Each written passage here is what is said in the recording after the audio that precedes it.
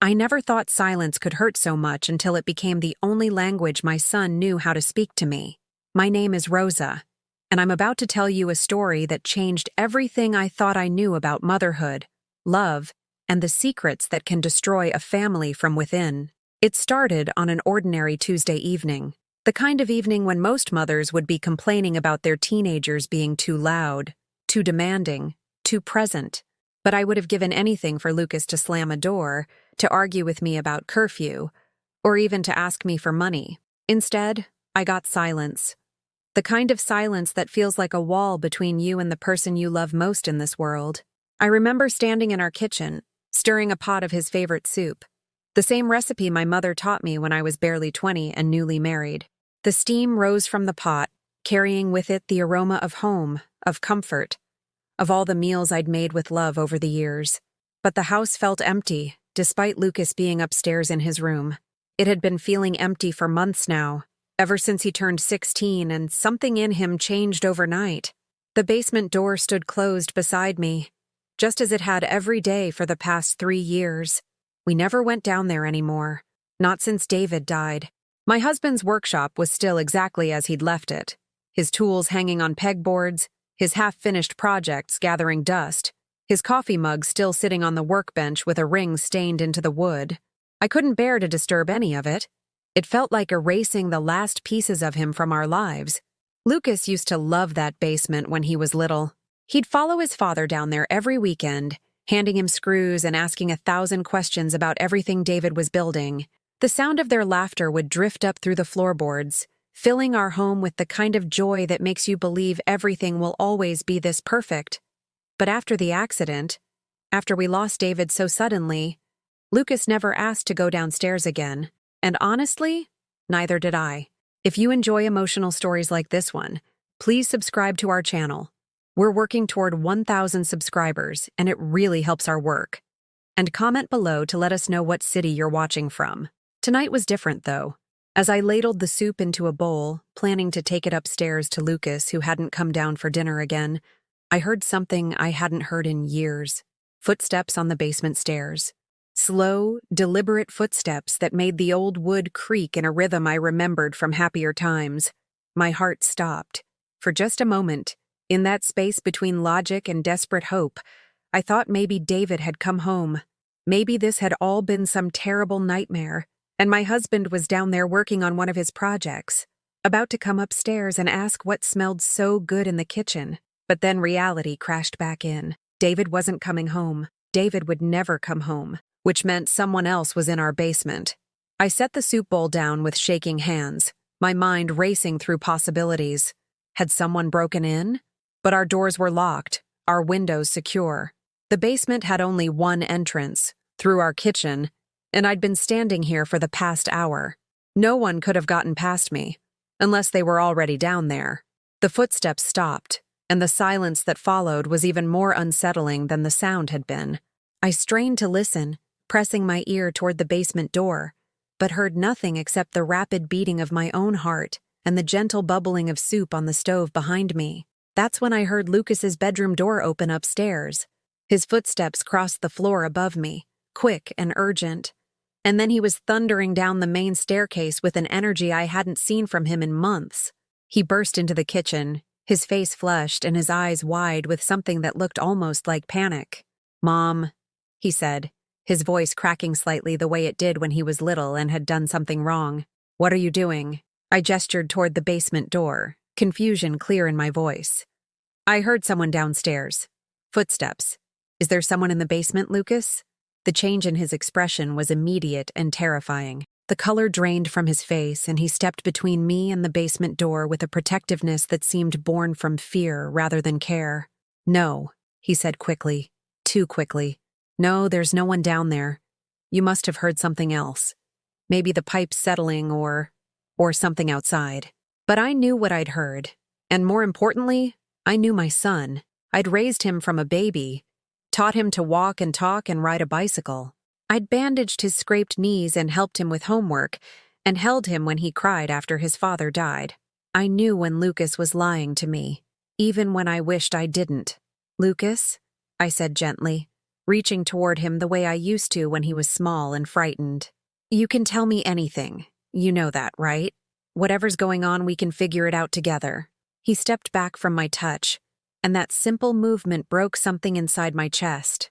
When had my son started flinching away from my love? When had I become someone he needed to hide from instead of someone he could trust? "There's nothing to figure out, Mom," he said, his voice steady now, but his eyes still carrying that strange fear. "Everything's fine. I don't want you going down there. The stairs are old and loose. Dad always said he was going to fix them, but—" He trailed off, unable to finish the sentence that would acknowledge his father was gone. I wanted to believe him. I wanted to accept his explanation and go back to stirring soup and pretending our family hadn't been slowly breaking apart since the day we lost David. But the way Lucas was standing guard over that basement door, the way his hands trembled slightly despite his calm voice, told me a different story entirely. "Okay," I said finally, because sometimes loving someone means giving them space to tell you the truth when they're ready. "But Lucas, if something's wrong, if you're in some kind of trouble—" "I'm not," he interrupted. "I promise, Mom, everything's fine." But as he said those words, as he looked me directly in the eyes and lied to my face with the practiced ease of someone who'd been doing it for a while, I realized that nothing about our lives had been fine for a very long time. And whatever was happening in the basement beneath our feet was just the beginning of discovering how much I didn't know about my own son. That night, I lay awake listening to the sounds of our house settling around me, wondering when I'd become a stranger in my own home. The weeks that followed that basement incident became a careful dance of avoidance. Lucas would watch me from the corner of his eye whenever I was near the kitchen, positioning himself where he could see both me and that door. It was subtle, but I noticed everything about my son, every nervous glance, every forced smile, every time he quickly changed the subject when I mentioned anything about the house or his father's old things. I started testing him without meaning to. I'd mentioned needing to check the water heater downstairs, just to see his reaction. His face would tighten, and he'd quickly offer to do it himself, or suggest we call a repairman instead. When I said I wanted to finally clean out David's workshop and maybe donate his tools to someone who could use them, Lucas became almost frantic. "Not yet, Mom," he'd say, his voice taking on that pleading tone that reminded me of when he was 7 and begging for 5 more minutes before bedtime. "It's too soon." Dad wouldn't want strangers touching his things. But it had been 3 years. 3 long years of walking past that closed door and pretending my heart didn't break a little more each time. 3 years of keeping David's coffee mug exactly where he'd left it, as if he might come back and finish that last sip. Lucas knew how much I struggled with moving forward, and now he was using that grief against me to keep me away from whatever he was hiding. The realization stung worse than his lies. My own son was manipulating my mourning to protect his secrets. I began to notice other things too, small things that individually meant nothing, but together painted a picture I didn't want to see. The spare key to the basement, the one David had hidden under the kitchen sink for emergencies, was missing. Food disappearing from our pantry faster than Lucas and I could possibly eat it. The sound of our washing machine running in the middle of the night when we were both supposedly asleep. One morning, I found mud tracked through our laundry room, leading from the back door to the basement entrance. Fresh mud, still damp from the previous night's rain. When I asked Lucas about it, he shrugged and said he'd gone outside to check on something and forgotten to wipe his feet. "Check on what?" I pressed gently. "Just the fence." I thought I heard something. Another lie. We didn't have a fence that needed checking. And the mud trail didn't lead to our backyard. It led directly to the basement door. I started lying awake at night, listening. Really listening. And once I began paying attention, I realized the sounds had been there all along. Muffled noises from below. Sometimes footsteps, sometimes what sounded like furniture being moved. Once, I could have sworn I heard whispered conversations, but when I crept to the kitchen to listen more closely, everything went silent. Lucas's behavior was changing in other ways too. He'd always been a quiet boy, even before his father died, but now he seemed constantly on edge. He'd jump when the phone rang, check the locks on our doors multiple times each night, and ask strange questions about our neighbors. "Does Mrs. Patterson still work night shifts at the hospital?" he asked one evening while we sat in the living room pretending to watch television together. I think so, I replied. Why do you ask? Just wondering. And the Johnsons went to visit their daughter for the month, right? I studied his profile as he stared at the TV screen, not really watching the show. Lucas, why are you asking about our neighbors? No reason, just making conversation. But it wasn't conversation. It was surveillance. My 16-year-old son was keeping track of who was home and when, as if he needed to know when the coast was clear for something, and that something was happening in our basement.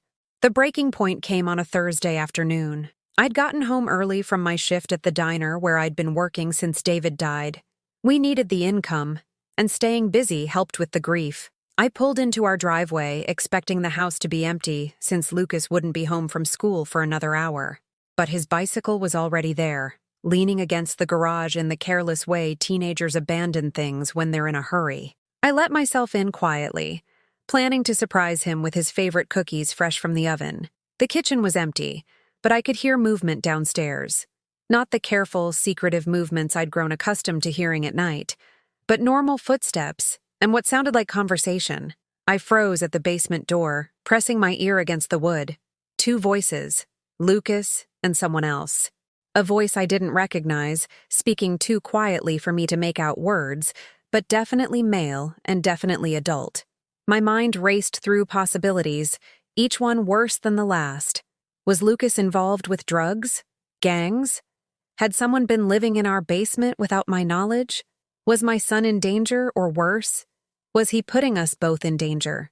I reached for the door handle, my maternal instincts overriding my fear. Whatever was happening down there, Lucas was my child, and I would protect him from anything and anyone. The handle turned easily. Too easily. Lucas had told me the basement door was always locked, that he didn't even have a key. Another lie. I opened the door slowly, wincing as the hinges creaked. The basement light was on, casting warm yellow illumination up the wooden stairs. I could hear the voices more clearly now, though I still couldn't make out specific words. I took one step down, then another. The old wooden step creaked under my weight, and suddenly everything went silent below. Lucas, I called softly. Honey, I'm home early. Is everything okay down there? The silence stretched so long I wondered if I'd imagined the voices.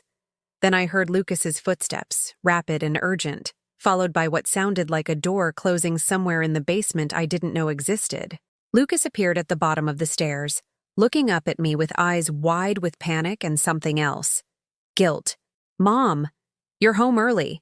His voice was too bright, too cheerful, the way it got when he was trying very hard to sound normal. Who were you talking to? I asked, taking another step down. Talking to? I wasn't talking to anyone. I was just watching videos on my phone. Sometimes I talk back to them, you know? Like when someone says something stupid. He laughed, but it sounded forced and hollow. I looked past him into the basement, trying to see what had changed since David died.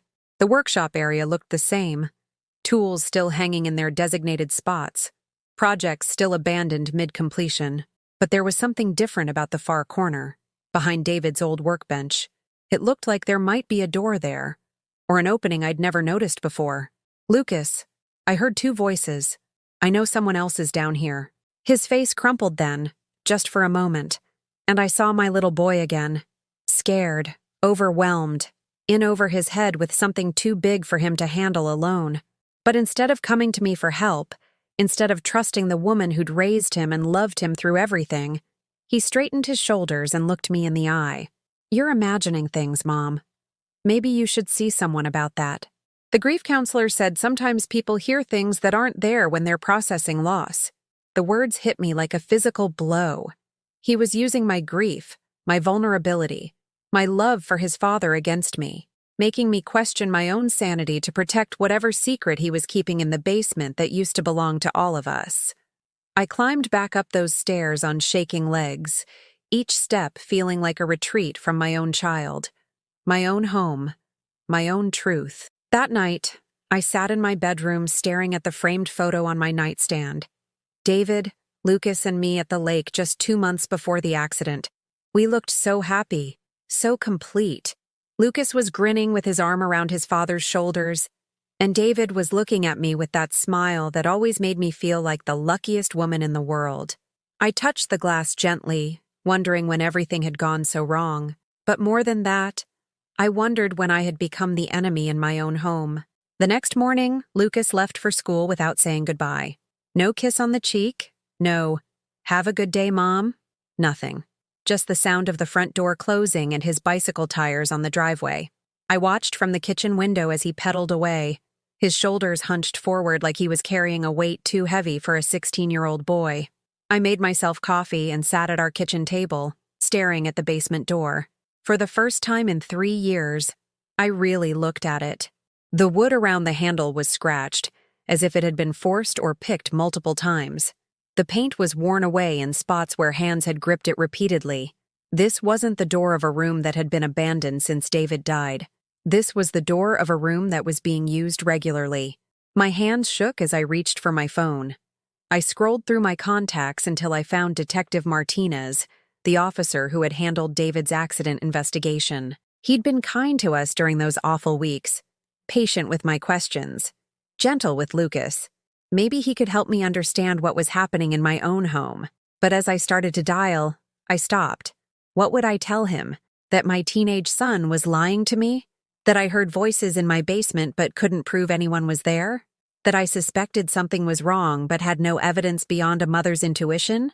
He would think I was a grieving widow losing her grip on reality, just like Lucas wanted me to think. Instead, I decided to do something I should have done weeks ago. I was going to search my own house.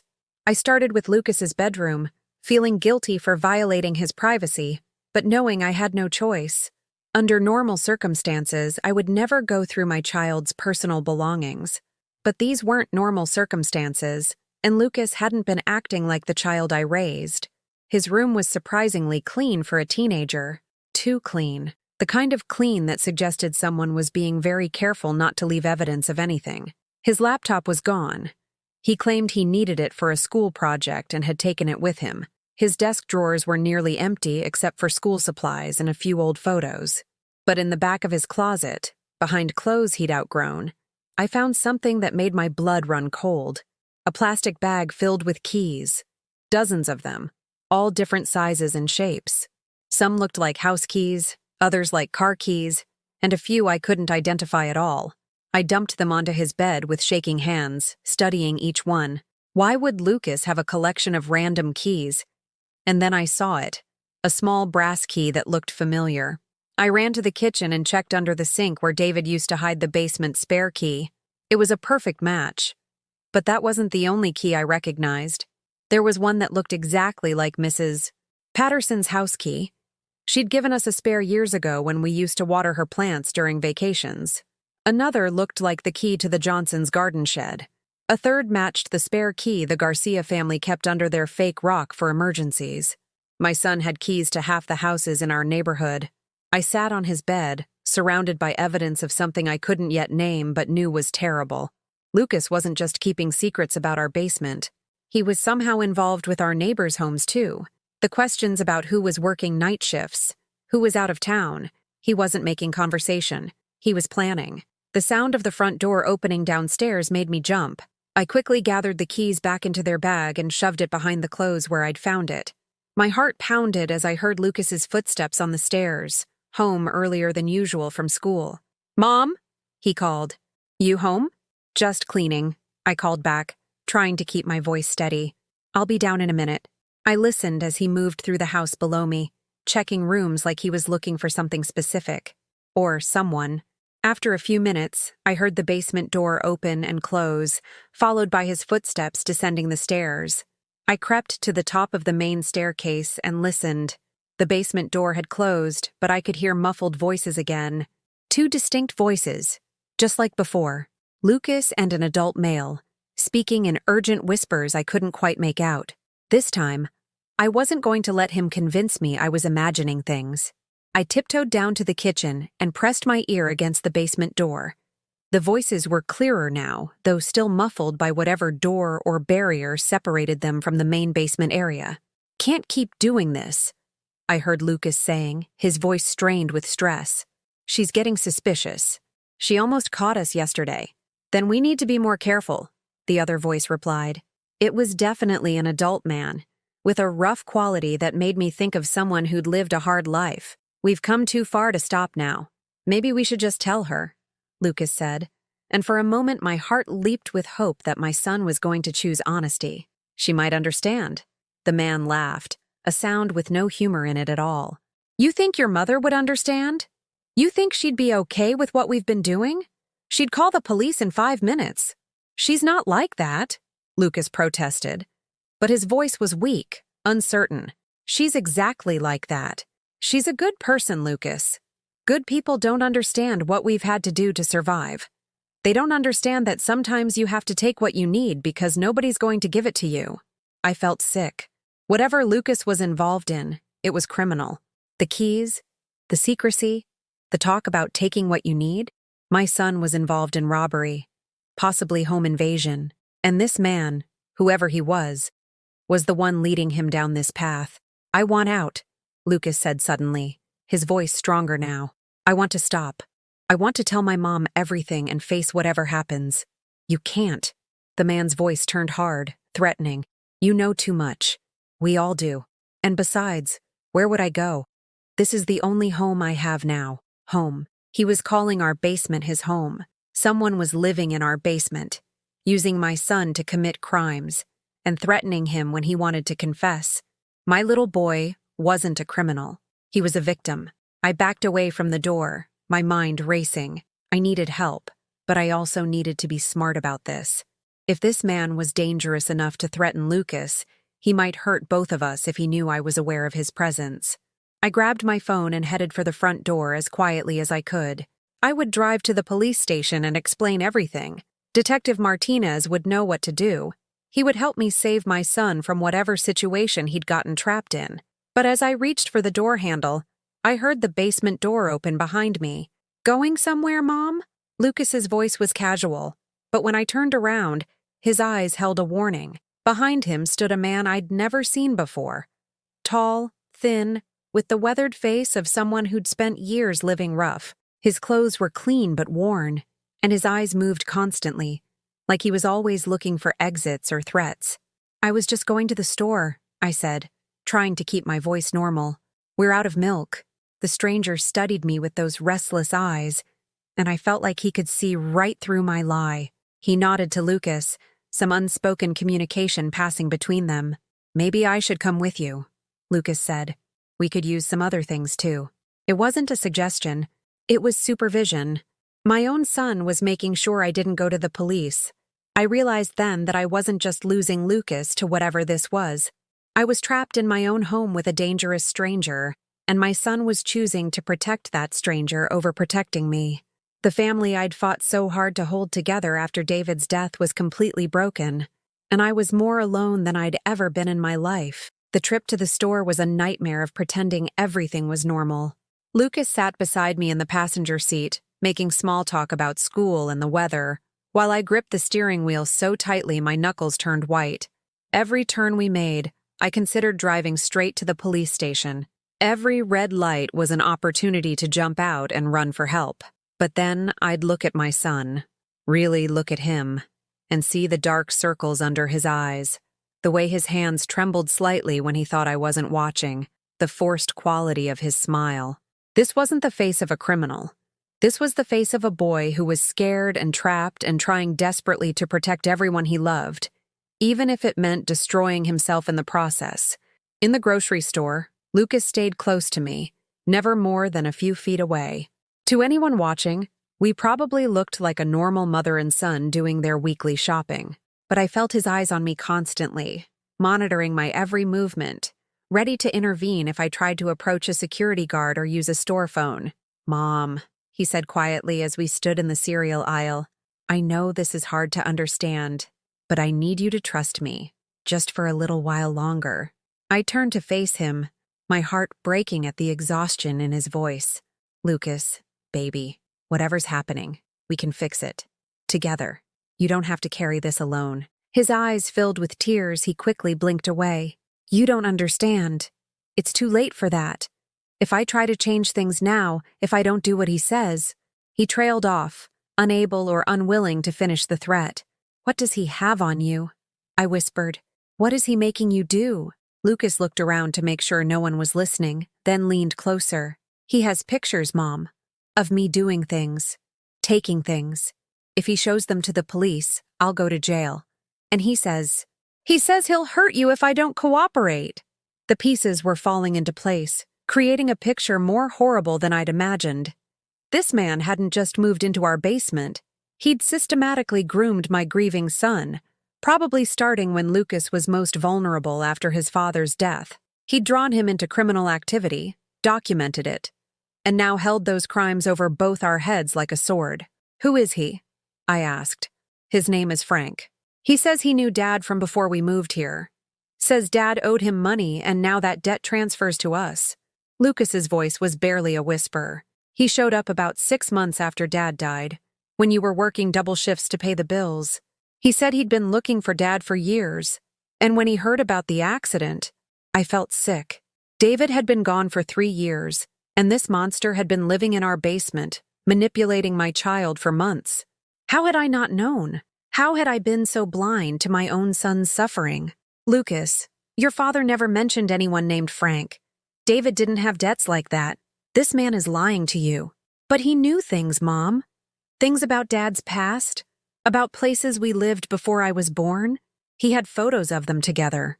Lucas's voice cracked. And he says if I don't help him, he'll make sure everyone knows what Dad was really like. He'll destroy Dad's memory and hurt you, and it'll all be my fault. The manipulation was so complete, so thorough, it took my breath away. Frank had found every vulnerability in a grieving 16-year-old boy and exploited them all. He'd used Lucas's love for his father, his desire to protect me, his fear of losing the only parent he had left, and twisted them all into weapons against my child. We finished our shopping in silence, both of us trapped in our own private hells. Lucas, terrified of the consequences of defying Frank. Me, terrified of what Frank might do to Lucas if I tried to intervene. When we got home, Frank was waiting in the living room like he belonged there. He'd made himself comfortable on our couch, eating food from our kitchen, watching our television. The casual way he'd taken over our space made my skin crawl, but I forced myself to remain calm. Rosa, he said, standing when we entered. Lucas has told me so much about you. I'm sorry we're meeting under these circumstances. His voice was smooth, practiced, the tone of someone skilled at manipulation. He extended his hand for me to shake, and I had no choice but to take it.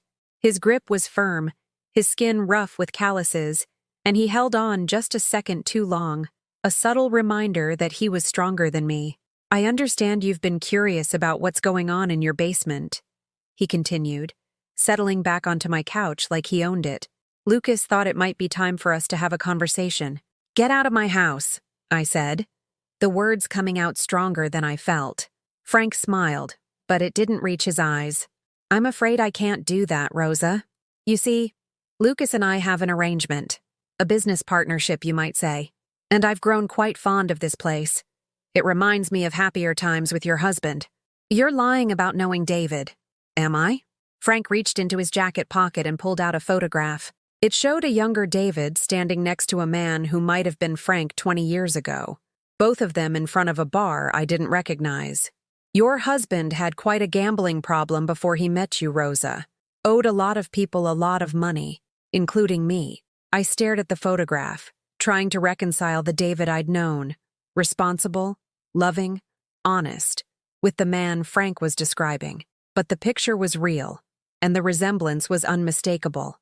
Even if that's true, I said, David's debts died with him. You have no legal claim on anything. Frank laughed. Legal claim? Oh, Rosa, we're not talking about legal anything here. We're talking about honor, about paying what's owed. Your husband welched on a debt, and now his family needs to make it right. How much? I asked, though I already knew the answer would be impossible. $50,000, plus interest. Call it $75,000 total. Art? The number hit me like a physical blow. I made maybe $20,000 a year at the diner on a good year.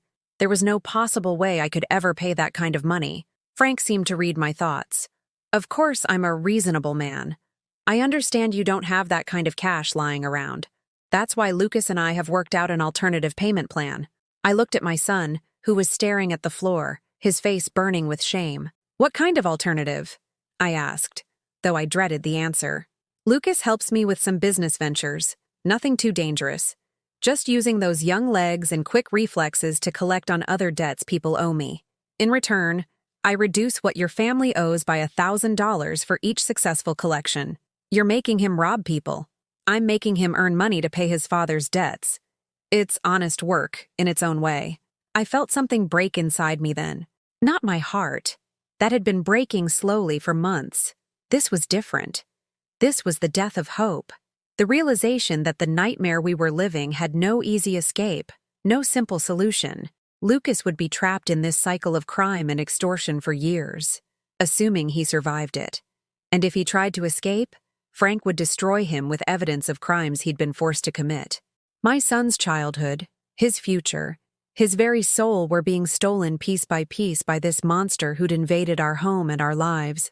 I looked around our living room, at the family photos on the mantel, the throw pillows I'd sewn by hand, the coffee table David had built in that basement workshop.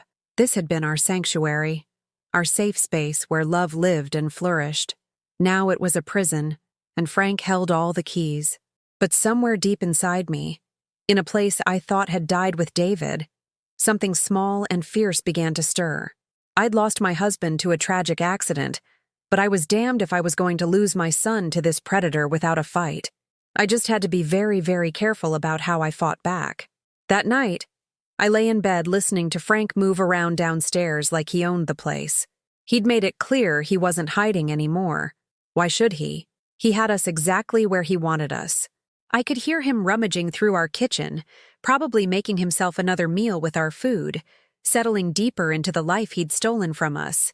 But for the first time in months, I wasn't crying. I wasn't paralyzed by fear or overwhelmed by helplessness. Instead, I was thinking, really thinking, with the kind of clarity that comes when you finally stop running from a problem and start planning to face it head on. I thought about David, about the man I'd married and loved for 15 years.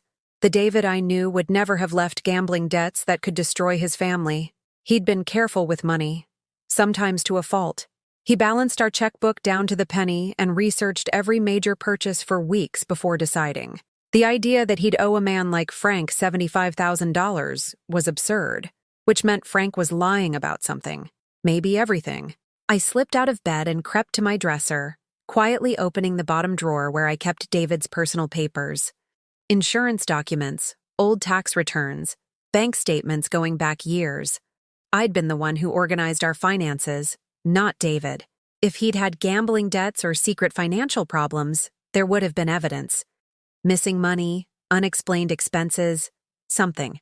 But as I went through everything by the light of my phone's flashlight, I found nothing unusual. Our bank statements showed the steady, predictable life of a working-class family. Mortgage payments, utility bills, grocery expenses, the occasional dinner out or movie ticket.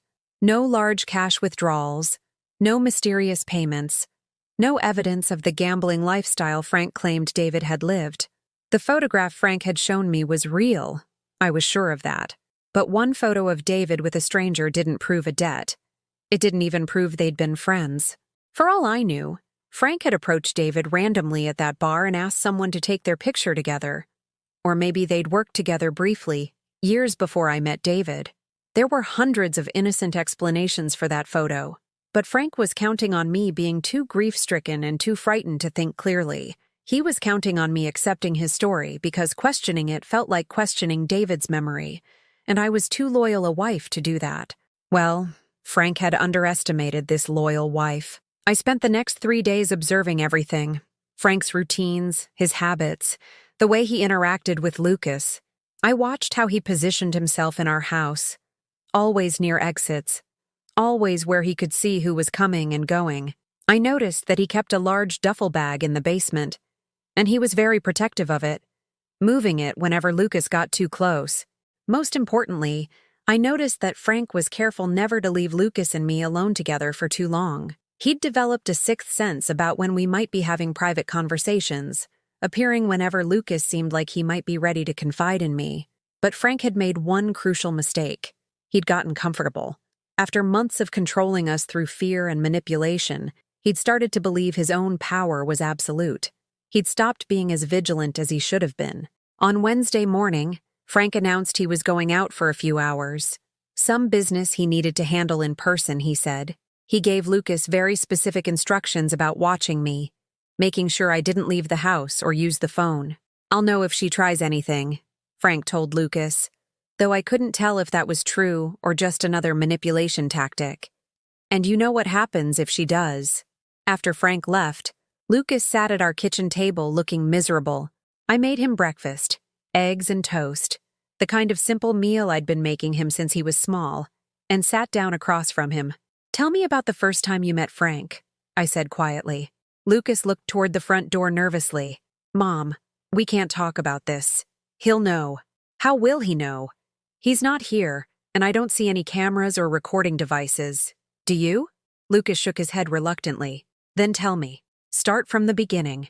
I promise I won't do anything to put you in danger, but I need to understand how this started." Lucas was quiet for a long time, picking at his eggs. Finally, he began to speak, his voice so low I had to lean forward to hear him. "It was about 8 months ago. You were working that double shift on a Saturday, remember? The Wilson wedding reception that kept you at the diner until almost midnight." I nodded, remembering how exhausted I'd been that night. "I was here alone doing homework when someone knocked on the door." My heart clenched. 8 months ago, Lucas had still been 15. Still a child, really, despite his attempts to act grown up after his father's death. I looked through the peephole and saw this man I didn't recognize. He was well-dressed, clean-shaven, looked normal. He said he was sorry to bother me, but he was looking for David Morrison. When I told him Dad was dead, he acted shocked. Said he was an old friend who'd been out of touch for years. "Did you let him in?" "Not at first, but he started crying, Mom. He said he and Dad had been best friends, and he'd been trying to reconnect for years. He had stories about Dad, things that sounded true, and he looked so sad, so genuinely upset about Dad being gone. I could picture it perfectly. My kind-hearted son, still grieving his father, encountering someone who claimed to have loved David too.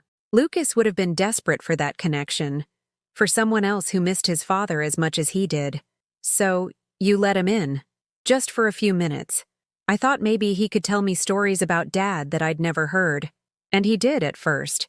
He talked about how funny Dad was, how loyal, how much he'd loved his family. When did it change? Lucas's face darkened.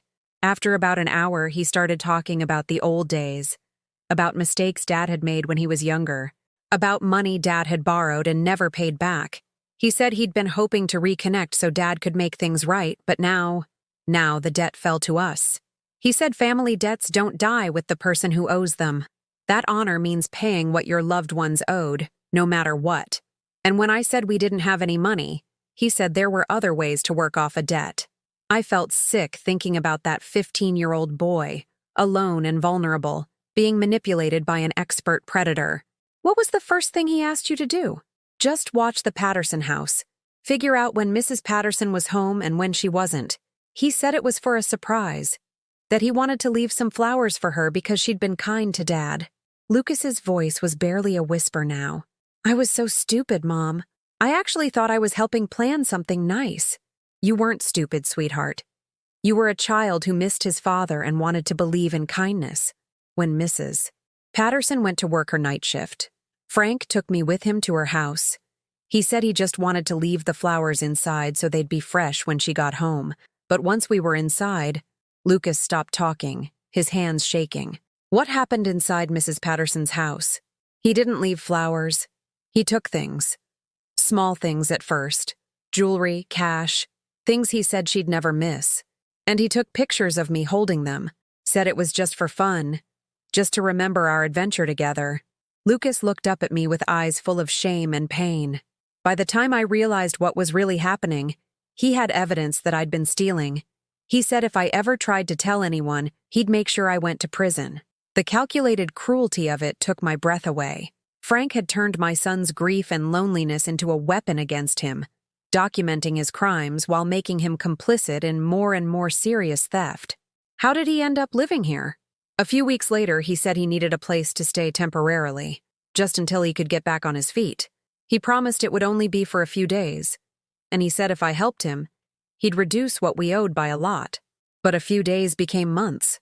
He always had a reason why he couldn't leave yet, and every time I tried to say no to something, he'd remind me about the pictures, about what would happen to you if I got arrested. Lucas started crying then, the tears he'd been holding back for months finally breaking free. I got up and wrapped my arms around him, holding my son while he sobbed against my shoulder like the frightened child he still was underneath all of Frank's manipulation. "I'm so sorry, Mom," he whispered. "I wanted to tell you so many times, but I was scared. I thought I could handle it on my own, thought I could find a way to make it stop without anyone getting hurt." "It's not your fault," I said firmly, stroking his hair the way I had when he was little and had nightmares. "None of this is your fault." But as I held my son and felt his body shake with relief at finally sharing his burden, I was making plans. Frank thought he held all the power in this situation, but he'd made several mistakes, and I was going to use every single one of them against him. It wasn't just anger driving me anymore. It was something deeper, more primal.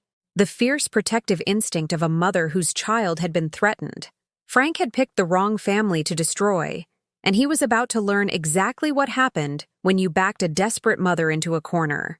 After Lucas finished telling me everything, I held him for a long time, letting him cry out months of fear and shame. But while I comforted my son, my mind was working faster than it had in years. Frank had made critical mistakes, and I was going to exploit every single one of them. First, I needed evidence. Real evidence, not just my word against his. "Lucas," I said gently, "where does Frank keep those pictures he took of you?" "In his bag. The black duffel bag in the basement. He keeps it locked, but I've seen him open it a few times." Lucas wiped his eyes. "Why?" "Because those pictures are the only power he has over us. Without them, his threats are meaningless." I helped Lucas sit up straighter. "Tell me about the lock. What kind is it?"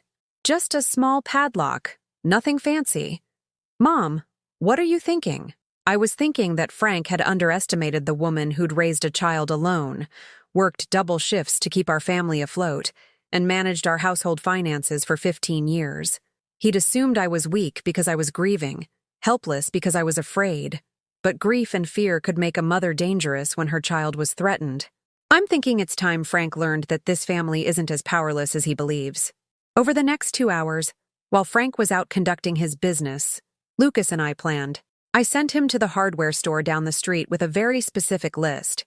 Bolt cutters small enough to fit in my purse, a prepaid phone that couldn't be traced back to us, and a small digital camera.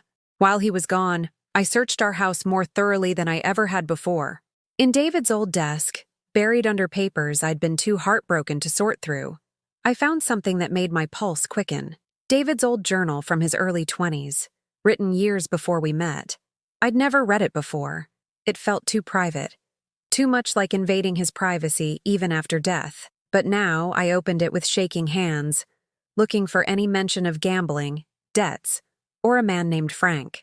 What I found instead was page after page of a young man struggling with depression after his father's death. David had been 22 when his dad died in a factory accident, and the journal entries showed a grieving son trying to find his way in the world. There were mentions of drinking too much, of feeling lost and angry, of making poor choices with friends who didn't have his best interests at heart. But there was no gambling, no debts, and certainly no mention of anyone named Frank. What there was, however, was something much more useful. David had written extensively about a man named Franklin Reeves who'd tried to involve him in various schemes: stolen goods, insurance fraud, petty theft. David had been vulnerable and hurting, and Franklin had tried to exploit that vulnerability just like he was doing with Lucas now. But David had been older, less trusting. He'd recognized Franklin for what he was and cut contact before getting in too deep. The last mention of Franklin was David writing about how relieved he was to have escaped that predator's influence before he destroyed my life. Frank wasn't just a criminal who'd randomly targeted our family. He was someone David had rejected decades ago, someone who'd been nursing a grudge ever since. This wasn't about imaginary debts. This was about revenge. When Lucas returned with the supplies, I showed him the journal entries. His face went white as he read David's words describing Franklin's manipulation tactics, the same techniques that had been used on him. "He's been planning this for years, hasn't he?" Lucas whispered, "waiting for the right moment to hurt Dad's family." "It looks that way. But Lucas, this actually helps us. It proves Frank is lying about everything. And more importantly, it gives us ammunition." I heard Frank's car in the driveway and quickly hid the journal and our new supplies. "Remember," I whispered to Lucas as Frank's footsteps approached the front door, "act normal. Don't let him see that anything has changed." Frank came in carrying takeout food and wearing the satisfied expression of someone who'd had a profitable day. He seemed completely oblivious to the shift that had occurred in his absence, settling into our living room like he belonged there. "How were my two favorite people today?" he asked with false cheerfulness. "No problems while I was gone?" "None at all," I replied, my voice steady. "Lucas and I just had a quiet morning." Frank's eyes moved between us, searching for any sign of defiance or planning. But Lucas had gotten good at hiding his true feelings over the past months, and I'd had years of practice managing difficult customers at the diner.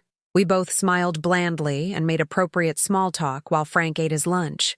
But I was studying him now with new eyes. Without the fear clouding my judgment, I could see things I'd missed before. The way he constantly scanned our house, looking for anything valuable he might have overlooked. How he asked seemingly casual questions about our neighbors, our routines, our finances. The practiced ease with which he lied about everything from where he'd been that morning to what he'd done with the money Lucas had helped him steal. Frank wasn't just a criminal. He was a career predator who'd made a living exploiting vulnerable people, and somewhere in this house was evidence of all his crimes.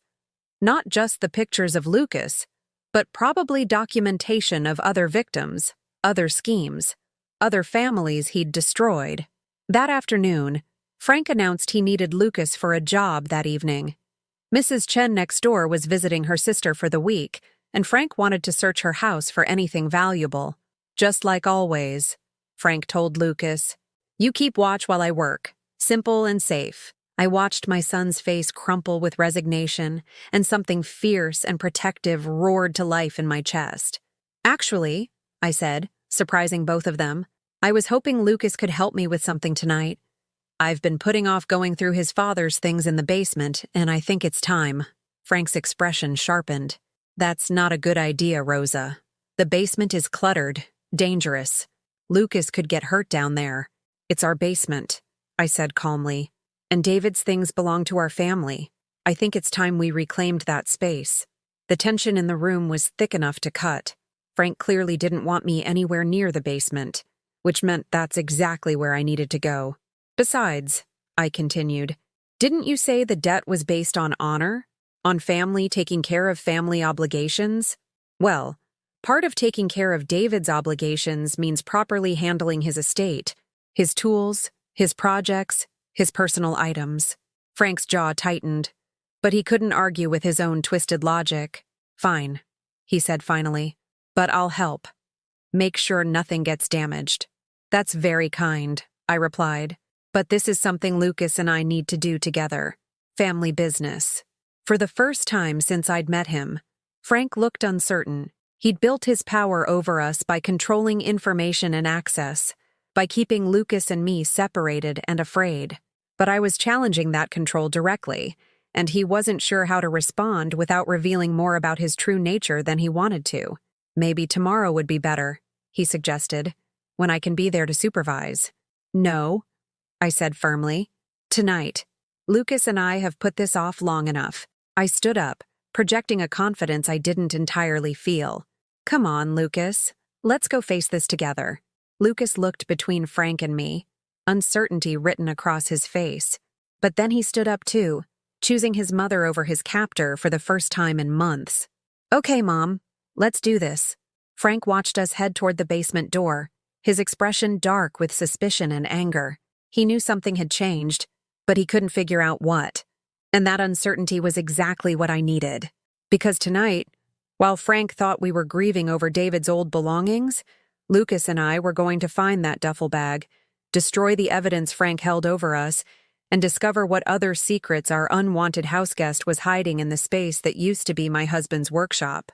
The basement had been Frank's domain for months, his private kingdom where he planned crimes and stored evidence and felt safe from discovery. But every kingdom eventually faces a revolution, and mine was about to begin. The basement felt different as Lucas and I descended the stairs together. For months, this space had belonged to Frank, his secret kingdom where he stored his crimes and planned our family's destruction. But now, with the bolt cutters hidden in my pocket and determination burning in my chest, I was reclaiming what had always been ours. David's workshop looked exactly as he'd left it 3 years ago, but now I could see the subtle signs of Frank's occupation. A sleeping bag rolled up behind the water heater, a hot plate plugged in near David's workbench, and there, tucked behind a stack of lumber David had never gotten to use, was the black duffel bag that held our freedom. "Keep watch," I whispered to Lucas, pulling out the bolt cutters. "Let me know if you hear Frank coming down." Lucas positioned himself at the bottom of the stairs while I approached the bag. My hands were shaking as I cut through the small padlock, but the metal gave way easily. Inside, I found horrors that made my stomach turn. Photographs of Lucas just as he'd described. Dozens of them showing my son in various neighbors' homes, holding stolen items, looking terrified and guilty. But those weren't the only pictures. There were images of other young people too, teenagers I didn't recognize, all with the same expression of fear and shame that had haunted Lucas's face for months. Frank wasn't just targeting our family. He was running some kind of operation, using vulnerable kids to commit crimes while documenting everything for insurance. Beneath the photographs were detailed notes about our entire neighborhood. Names, addresses, work schedules, security systems, pets, vacation plans. Frank had been studying our community like a predator mapping hunting grounds. Mrs. Patterson's nursing schedule, the Johnsons' travel dates, even the Garcia family's grocery shopping routine. It was all there, written in Frank's careful handwriting. But the most chilling discovery was a stack of newspaper clippings about David's accident. Frank had been tracking our family's tragedy from the beginning, collecting information about David's death, his job, our financial struggles. There were even copies of David's obituary with notes in the margins about opportunities and vulnerable targets. This hadn't been a chance encounter. Frank had planned this from the moment David died, waiting for the perfect time to strike when we were most broken and defenseless. My hands found something else in the bottom of the bag, a cell phone I didn't recognize. When I turned it on, it was filled with contacts labeled things like Chicago Kid and Detroit Family and Phoenix Operation. Frank wasn't just a lone criminal. He was part of something bigger, a network of predators who specialized in exploiting grieving families. "Mom," Lucas whispered urgently from the stairs. I hear him moving around upstairs. I quickly used our new camera to photograph everything: the pictures of Lucas, the neighborhood surveillance notes, the newspaper clippings, the contact list. Evidence that would prove Frank's systematic targeting of our family and others like us. But as I was returning everything to the bag, my fingers brushed against something that made my blood run cold. A folder labeled Insurance contained life insurance documents. Not just David's policy, but policies for other men who'd died in various accidents over the past decade. Frank had been studying patterns, targeting widows and their children across multiple states. The scope of his predation was breathtaking. We weren't his first victims, and we wouldn't be his last unless someone stopped him. I heard footsteps on the basement stairs just as I finished photographing the insurance documents. Frank was coming down, probably suspicious about how long we'd been down here. "Quick," I whispered to Lucas. "Pretend you're going through your dad's toolbox." We managed to look busy sorting through David's belongings when Frank appeared at the bottom of the stairs. His eyes immediately went to the area where he'd hidden his bag, and I saw relief flash across his face when he confirmed it was still there. "How's it going down here?" he asked, his tone casual, but his body language tense. "Harder than I expected," I replied truthfully. So many memories attached to everything. Frank moved closer to where Lucas was handling David's tools. And I noticed something I'd missed before. He was favoring his left leg slightly, like he'd been injured recently, and there were fresh scratches on his hands that looked like they came from climbing through windows or forcing locks. Your husband was quite the craftsman, Frank said, picking up one of David's hand planes. These tools are worth some money. Might help with that debt situation. The casual way he suggested selling David's precious tools, the ones my husband had collected over years of careful saving, the ones he'd planned to teach Lucas to use someday, made my anger spike dangerously high. These tools aren't for sale, I said firmly. They're staying in the family. Frank's expression darkened. Rosa, I don't think you understand the seriousness of your situation. Your family owes a significant debt, and assets like these could help reduce what you owe. What I understand, I said, standing to face him directly, is that my husband never owed you anything. I found his journals, Frank. I know who you really are. The change in Frank's demeanor was immediate and terrifying. The mask of false friendliness dropped completely, revealing the predator underneath. You went through David's things? His voice was soft, dangerous. I went through my late husband's belongings in my own house, I corrected. And I found very interesting reading about a man named Franklin Reeves who tried to drag David into criminal schemes 20 years ago. Franklin, stepped closer, using his height to intimidate me. But I'd been intimidated enough for one lifetime. David wrote quite extensively about how he escaped your influence, I continued. How grateful he was to get away from you before you destroyed his life. Seems like you've been holding a grudge ever since. Your husband cost me opportunities. Frank snarled, all pretense of civility gone. He was supposed to be my partner, but he got cold feet. Left me holding the bag on a deal that went south. So you waited 20 years for revenge? Targeted his widow and son? I couldn't keep the disgust out of my voice. What kind of man destroys a grieving family to settle an old score? The kind of man who finishes what he starts, Frank replied. David thought he could just walk away from me, start fresh with some pretty little wife who didn't know about his past. Well, now his family gets to pay for his cowardice. Lucas had gone very still beside his father's workbench, listening to Frank reveal his true motivations. The debt story had been a lie. The gambling claims had been fabricated. This was purely about a criminal's wounded pride and desire for revenge. You're insane, I said. David was a good man who made the right choice by walking away from you. David was a fool who cost me everything. Frank's voice echoed off the basement walls. I spent 2 years in prison because of a job he backed out of at the last minute.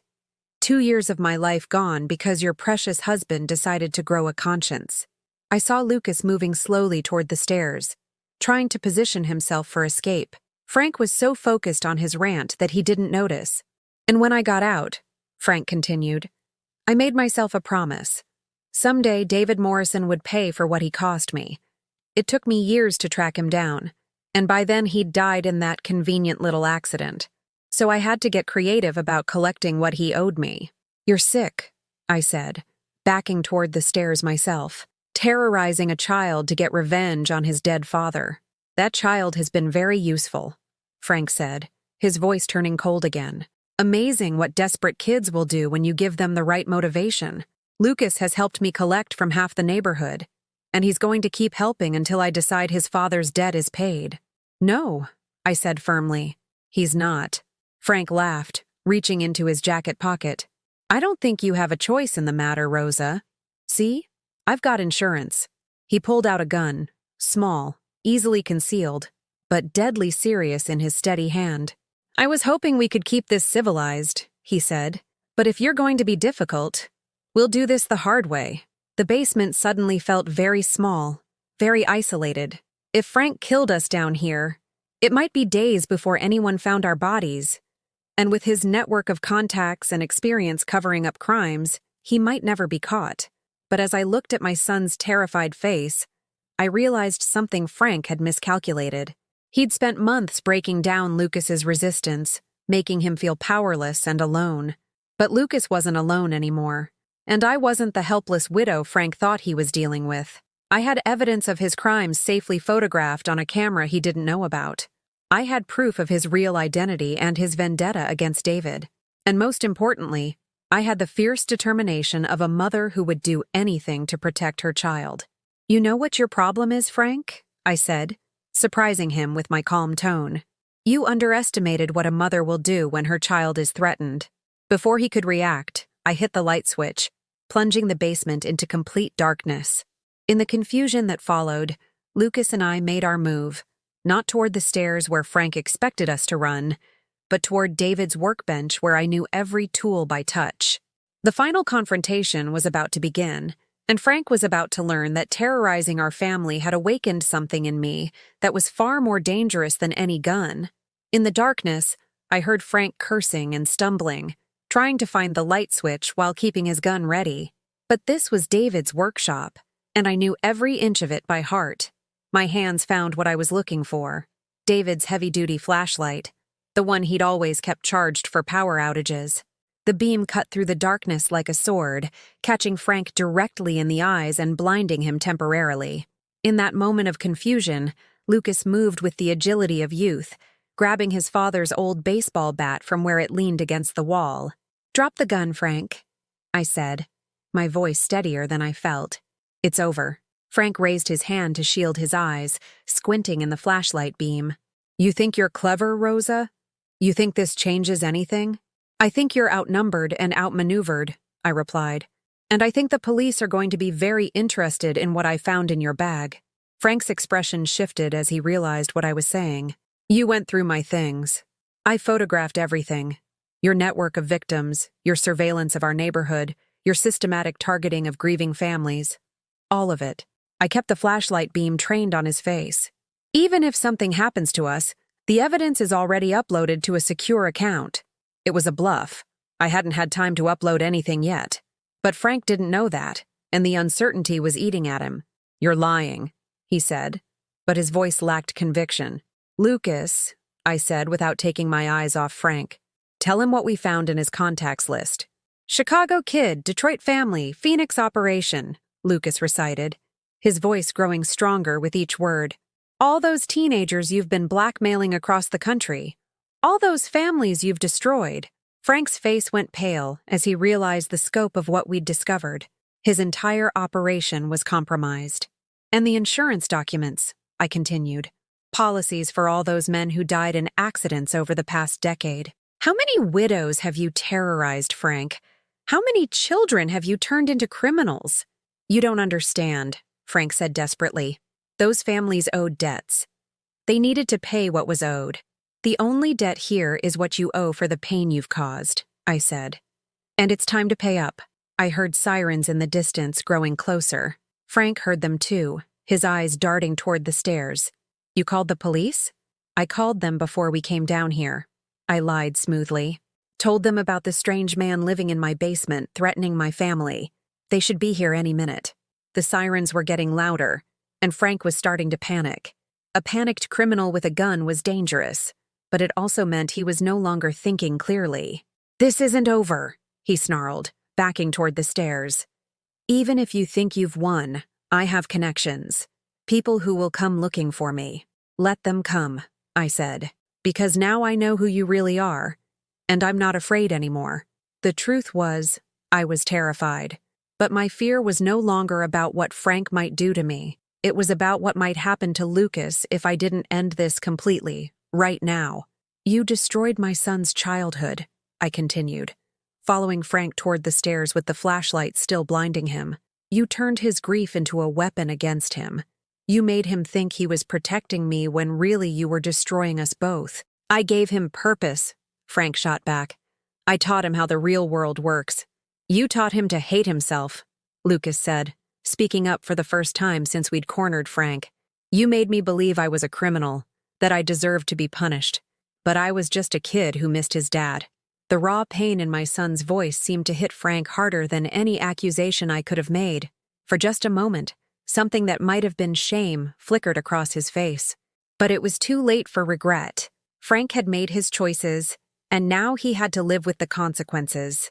The sirens had stopped outside our house.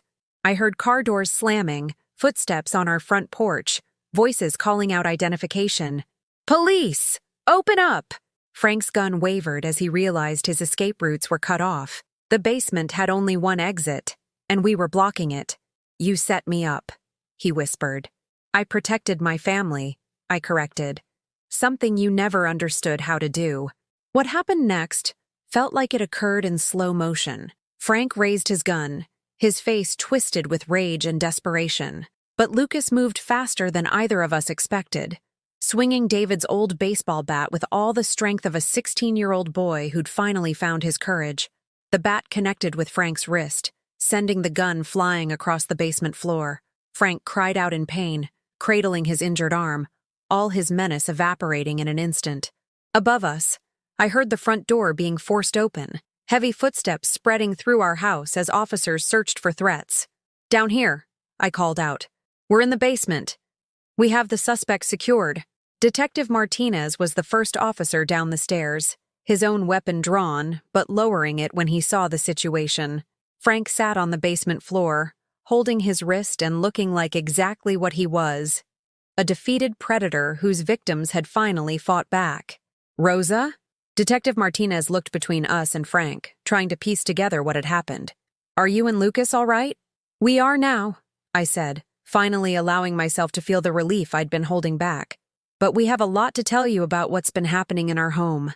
The next few hours were a blur of statements, evidence collection, and phone calls. Frank's duffel bag yielded everything I'd hoped for and more. The FBI was contacted when they realized the scope of his operation. Other families in other states would finally get justice for what he'd done to their children. But the most important moment came when Detective Martinez finished taking Lucas's statement and looked at my son with genuine respect. You know, Lucas, what you did tonight took real courage. Standing up to someone who'd been controlling you through fear, protecting your mother even when you were scared, that's not the behavior of a criminal. That's the behavior of a hero. Lucas looked at me with tears in his eyes. Mom, I'm so sorry for everything, for lying to you, for letting him make me steal from our neighbors, for not trusting you enough to tell you the truth. I pulled him into my arms, holding him tight. You were protecting me the only way you knew how. And when it mattered most, you chose to trust me. That's all that matters now. As the police finished their work and Frank was taken away in handcuffs, Lucas and I stood in David's workshop, our workshop now, looking at the space that had been stolen from us and was finally ours again. What do we do now, Mom? Lucas asked. I looked around at David's tools, still hanging in their designated spots, waiting for the projects that would never be finished by their original owner. But maybe they could be finished by new hands, carrying on the work of building and creating and making things beautiful. Now we heal, I said. We rebuild. We remember that we're stronger together than we ever were apart. Over the following weeks, our neighborhood came together in ways I'd never expected. When Mrs. Patterson learned what had happened, she was the first to bring us dinner and offer whatever help we needed. The Johnsons, the Garcias, and other families Frank had violated found comfort in knowing their victimizer was finally caught. Lucas started seeing a counselor who specialized in helping young victims of manipulation and abuse. Slowly, the shame and guilt Frank had programmed into him began to fade, replaced by understanding that he'd been a child in an impossible situation, doing the best he could to protect the people he loved. But perhaps the most meaningful change was in our relationship. The secrets that had driven us apart were gone, replaced by a deeper trust and understanding. Lucas started coming to me with his problems again, and I made sure he knew that no situation was ever too difficult for us to face together. 3 months after Frank's arrest, Lucas and I finally finished cleaning out the basement completely. We donated some of David's tools to a local vocational school, kept others for future projects, and transformed the space into something new, a family room where we could make new memories while honoring the old ones. One evening, as we sat in our reclaimed basement watching a movie together, Lucas looked at me with the smile I'd thought I'd lost forever. "I love you, Mom," he said simply. "I love you too, sweetheart," I replied. "And I'm proud of the man you're becoming. The story I've told you isn't really about basements or criminals or the terrible things people do to each other. It's about the power of love to survive even the worst circumstances. It's about the strength that comes from facing truth, no matter how painful. And it's about the unbreakable bond between a mother and child that no amount of manipulation or fear can permanently destroy." I learned that sometimes the very worst experiences can teach us who we really are when everything is stripped away. I discovered that I was stronger than I'd ever imagined, braver than I'd ever needed to be, and more determined than I'd ever known possible. But most importantly, I learned that love doesn't just endure, it fights back. And when it does, it's unstoppable. Frank thought he could break our family by exploiting our grief and isolating us from each other. Instead, he taught us that we were unbreakable. He intended to destroy us, but he ended up showing us exactly how strong we could be when we stood together. Sometimes the greatest victories come not from avoiding the darkness, but from finding the light that exists within us, even in our darkest moments. That light guided Lucas and me through the worst time of our lives, and it will continue to guide us through whatever challenges the future may bring. We are survivors. We are fighters. And we are finally truly free.